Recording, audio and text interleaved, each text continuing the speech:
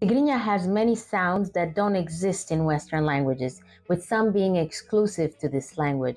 You might have experienced some native speakers make fun of us, diaspora born, for how we pronounce some words or how we struggle to do so. But no one really ever explains to us how to produce these sounds.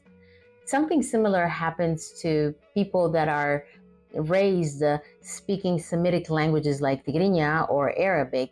Think about our parents' generations who struggle to pronounce the letter P or V because they do not originally exist in our language. In Tigrinya, for example, those letters were introduced later on in the alphabet to spell out words that were adopted from foreign languages.